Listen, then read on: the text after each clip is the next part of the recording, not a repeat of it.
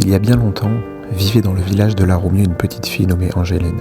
Elle adorait les chats et en avait recueilli plusieurs chez elle. À cette époque, une terrible famine frappa la région. Les habitants, affamés, en vinrent à manger tout ce qu'ils trouvaient, même les chats. Mais Angéline, redoutant cela, cacha les siens dans le grenier. Grâce à sa précaution, ces chats survécurent. Une fois la famine passée, un autre fléau s'abattit sur le village. Les rats pullulaient sans que personne ne puisse les arrêter. Les cultures furent détruites, les greniers pillés par les rongeurs et la situation empirait. C'est alors qu'Angéline relâcha ses chats. Ces derniers se multiplièrent rapidement et débarrassèrent le village des rats. Grâce à eux, la Roumieu retrouva la paix et l'abondance. En souvenir de cet épisode, le village rend hommage à Angéline et ses chats. Certains disent même qu'Angéline, à force de vivre parmi ses chats, aurait fini par leur ressembler, avec des oreilles félines poussant sur sa tête.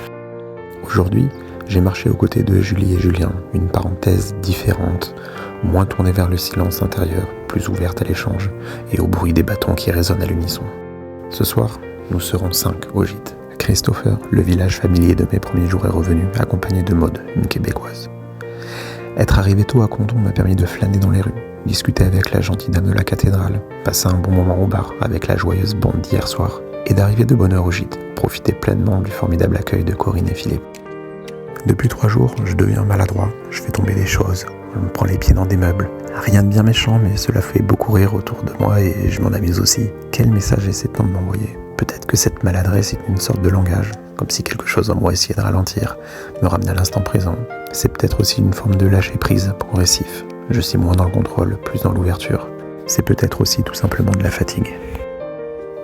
C'est pourquoi j'ai choisi de faire une étape relativement courte aujourd'hui, 14 km pour rejoindre Condom. Ça fait un bien fou de traîner un peu le matin, de flâner dans les rues en attendant 10 heures, l'ouverture de la collégiale Saint-Pierre. J'apprends qu'un Roumieu était le nom donné à un pèlerin pour Rome.